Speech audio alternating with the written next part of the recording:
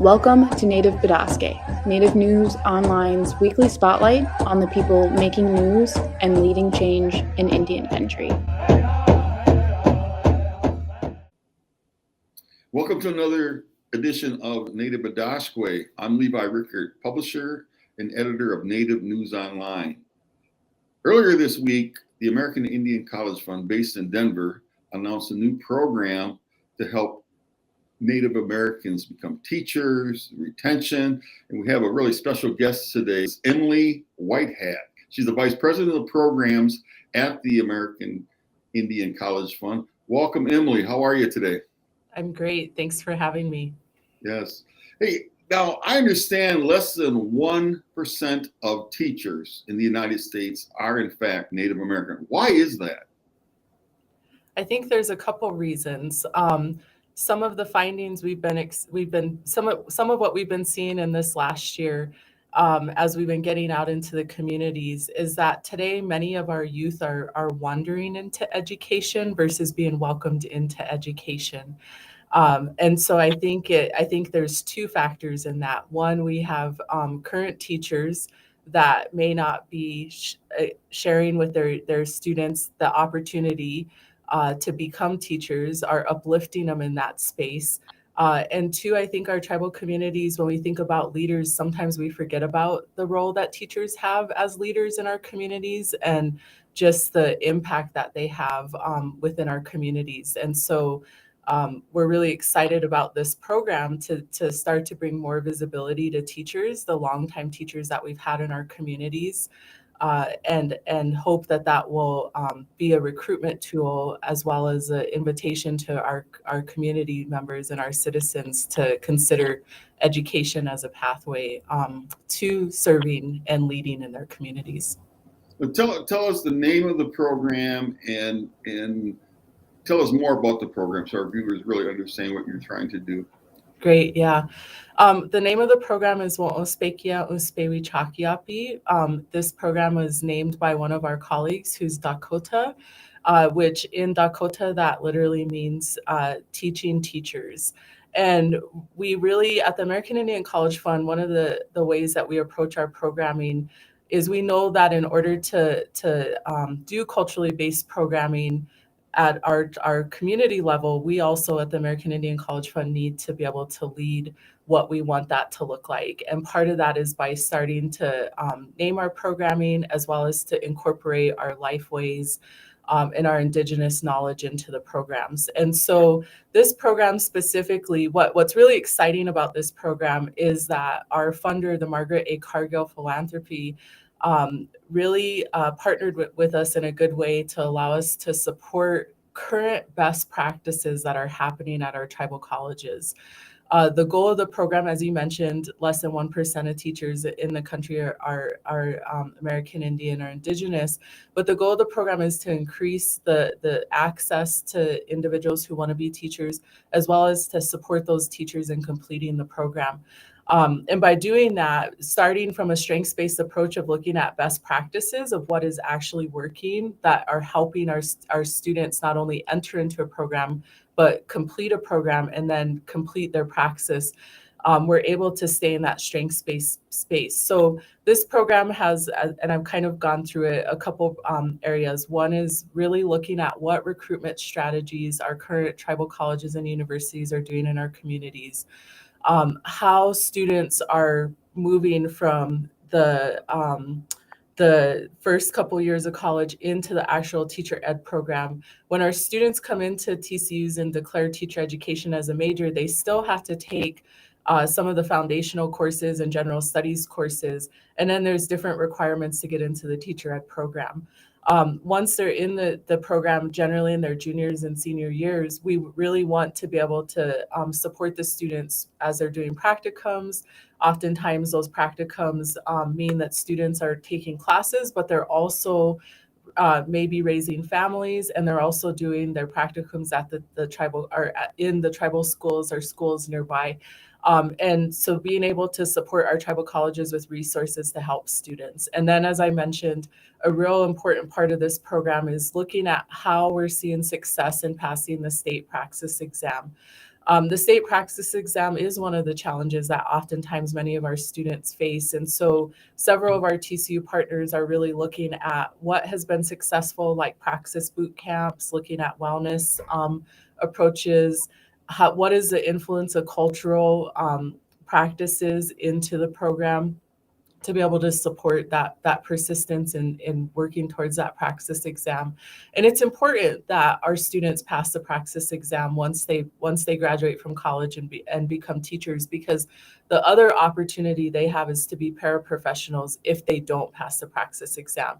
And while that still is a job within our school system and still is fulfilling a goal, we really need our students at the front of the classroom, leading the classroom for our young relatives.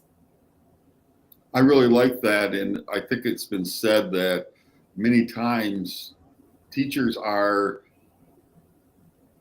some of the most important adults in a child's life besides the parents. In some cases, maybe even more so than parents, depending on the circumstances. And as we know, teachers often become coaches in sports, boys and girls. And so they actually are very, very influential in the lives of children. And the cultural side of that, tell us about how that really,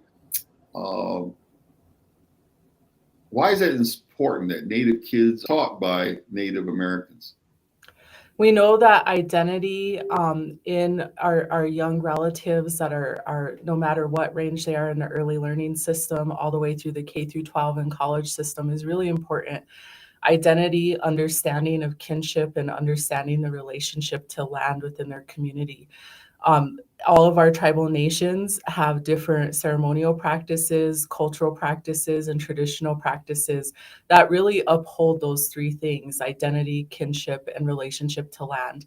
And when we have teachers who look like us, and who are from our communities, who may be relatives already to us, that you've already stepped over one of the first sort of kind of moments that could be a challenge or could be scary to a student walking into a new environment.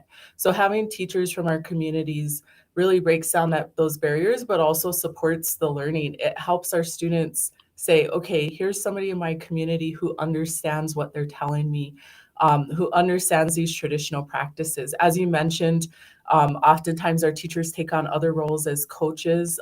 Many of our teachers take on roles in different student organizations and activities. And it's really important that we have teachers that have an understanding of the language, have an understanding of the culture, relationships, and history of our tribal nations, because they then have that opportunity to think about what different clubs or activities can support our students as they're persisting through the K through 12 system, in the early learning system. I think it also helps our parents know that there's resources. Parents and guardians know that there's resources out there to support our young relatives too. And having a young individual know their Lakota from the time they walk in, for example, into an early learning system, they also are able to challenge that learning system, right? So every year that they move through an educational system, knowing who they are, and for, like I mentioned, a young Lakota, as a young Lakota, I could challenge the Bering Strait theory. I could challenge what teachers were telling me about our history. And challenge may not be the right word, but I knew what questions to ask because I knew what my identity was as a Lakota woman. And that is our hope for all our children, because we also want our schools to be safe spaces. Like you mentioned, teachers are really fundamental in the students' lives. And oftentimes the teacher is the safe space. I remember hearing a presentation by Dr. Daryl Tonema at the National Indian Education Association in Minneapolis a couple years ago. And he was really giving a reminder to our teachers and to our educators that for many times when our students walk through the school, that's the first time they breathe. That might be the first time they've taken a deep breath since the day they left before. And that's something that I always really think about when we're thinking about why is it important to have cultural practices. It's also important for our tribal nations to know what their ideology of education is, right? And I think that that's one of the most exciting things about the time that we're in this space where we have so many of our young relatives in high school and outside of high school and college, really looking and saying it's time for us to talk about what systems work for us. And of course, that's been a generational thing that's been happening since the start of colonization. But I'm really proud to see our younger adults starting to be able to be vocal and to be seen as being vocal, to say, here's what we want for our people. Yes, I like that answer. And you mentioned a couple times the history aspect to it. And I often think I may have been fired had I been a teacher trying to teach U.S. history, right? Because I remember I was running a urban agency in Grand Rapids, and a young lady walked in, and she said she was going to quit school because the teacher gave her a very, I think he failed her on an essay, and she would not agree with him. She would not call America's founding fathers her founding fathers, and they got actually into like a big argument about it. And she wanted to quit school, and I tried to talk her out of it, and she did not quit. But it's one of those things where our Native students are subjected to the other guy's story, right? The version of history. So that's so interesting, and it all really, I really appreciate this program you're doing, because it does make sense to get more and more Native Americans into teaching. Now, tell us a little bit about. Looks like you guys have, the American College Fund, have selected 5 tribal colleges and/or universities to help with this program. Tell us about that selection process. Yeah.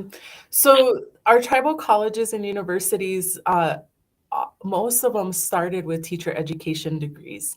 And some of our partners these have been the longest degree programs. So like Oglala Lakota College is an example where teacher education has been a premier degree program for a long time at that institution. Prior to even getting the funding, we did some initial outreach, and we focused on our tribal colleges that have established teacher education programs. As I mentioned earlier, we're really fortunate that we have a funder that wasn't saying go in and create teacher education programs. They were saying, what is promoting successful completion, Best practices. successful completion. So this really gave us an opportunity. So we had the opportunity to talk to several of the TCUs. We've initially awarded 4 grants to tribal colleges, to Nape College, Oglala Lakota College, Sitting Bull College, and the United Tribes Technical College, all of which have had long-time teacher education programs. And then more recently, we've been able to bring additional tribal college partners into our community of practice. And that's the Fond du Lac Tribal and Community College, the Nueta Hidatsa Sanish College, Salish Kootenai College, and Stonechild College. And we're taking 2 approaches. We have these more longer-term established programs that have some best practices in supporting the passage of the program, the entrance into the program, as well as the completion of the praxis, or the passage of the praxis. And then with these other TCUs, as we're supporting them in their capacity building within their program, we have this community of practice that really brings together all of the partners, where they can share and talk about challenges or our strengths-based approaches. And so, for example, in a recent community of practice conversation, we focused on the praxis exam and what was it that each TCU did to better support their students in the passage of the praxis and in preparation. And so we do an application process. We do prior to getting the funding, we do conversations with our tribal college presidents, which often bring in their faculty and staff that are managing a specific program. In this case, it was the teacher education program. And then we offer an application. And really, the application is looking at how does what the work the tribal college is doing relate to the community ideology of education? How does it relate to the strategic plan? What are different cultural ways they're supporting their practices and the program? what are the best practices and strengths-based approaches. And then once we award them the funding, like I mentioned, we have a community of practice, but we also, as supports to the program, we have an education specialist that works directly with each tribal college, navigating through any questions they have, really wanting our TCUs to feel supported so that they can better support our students. Yeah, I am, and just for the viewers' knowledge, some may not know this. How many TCUs are there? And those are tribal colleges and/or universities. So, how many are out there? There's 35 tribal colleges and universities, yes, that are accredited. There are a couple institutions that are in the process. There's a process to go through accreditation, so there are a few TCUs that are working through that process. But today, there's 35 that are accredited. Now, will there be a report generated for some of the as this program develops, and we mentioned discussing best practices and that type of thing? Will there be a report so that non-TCUs could really, maybe there could be some college. I know like Arizona State University has really done a great job of really trying to recruit and retain Native Americans, get them graduated. I'm actually on the advisory council here at Grand Valley State University. We're in my town, and we're always looking for nice things, successful programs out there that help Native students. So would there be a report generated at some point that will allow other universities or colleges to participate? Yeah, and we really are exploring what are different ways to tell the story of the success of our work. And so, and I want to mention that while we do have this teacher education program, we also have an Indigenous early childhood education program, which really supports our tribal colleges in going through building curriculum, revising and modifying curriculum. Curriculum that's part of this program as well, to incorporate cultural knowledge. But really to focus on that early learning, because we know, right, that if we can find success in those early learning stages, a student is going to have more opportunity to persist through their educational journey. But we also have a high school equivalency program with some tribal colleges as well, where we're supporting the TCUs to support students in getting their GED, their high set. And so I'm sharing all of this with you because when we're thinking about this program, we don't want to think about it solely only as what are the practices in this program or what is the story of this program. We really want to be thinking about how we can think about that educational journey and what are the different ways that students are in the educational journey and bring visibility to it. And so we may see some webinars of what happened as best practices. We'll see likely some blogs. We're hoping to do some storytelling. We're also hoping to learn as we see what recruitment strategies are coming out that we can potentially use different forms of posters as well as short video segments and recordings of students sharing the success. So we want to think about what's the most accessible, because we also know that sometimes reading a long report isn't always the most helpful way to learn what's happening. And then at the College Fund, we also look for the opportunity for conversations such as this, as well as conference presentations to be able to share. And when we do conference presentations, our hope is to highlight our tribal college partners in sharing what they have as best practices. Yes, and definitely keep Native News Online in mind when you're doing this.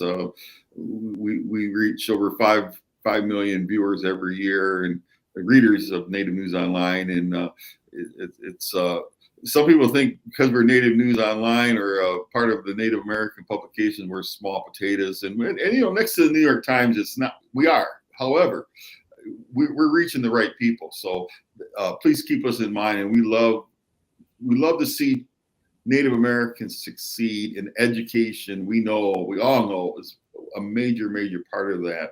And Emily, is there anything else you'd like to add to this conversation?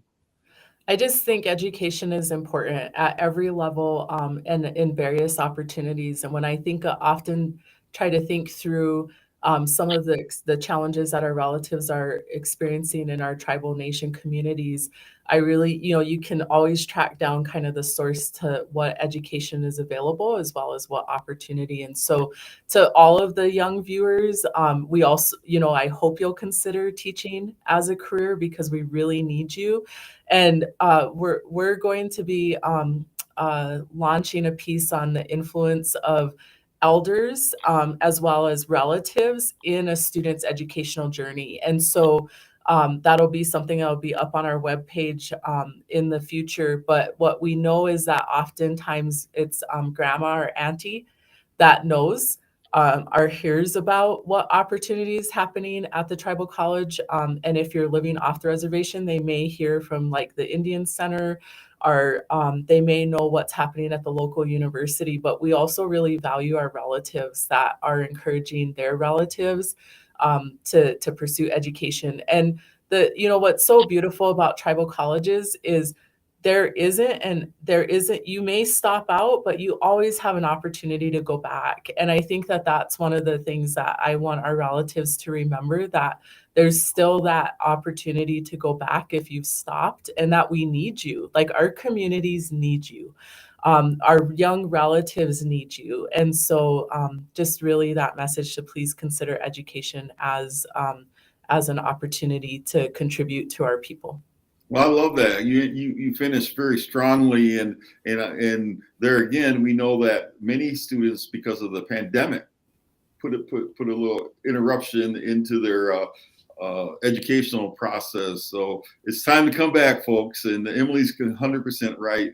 Chi Miigwech, Emily Whitehat, is the program vice president at the American Indian College Fund in Denver. She's been our guest today. Thank you so much. Chi Miigwech to you, Emily.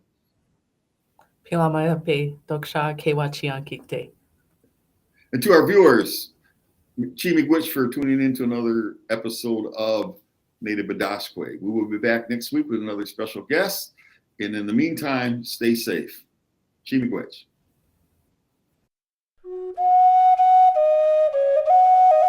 If you appreciate what we do here at Native News Online, we invite you to donate to support our continued work covering Indian country.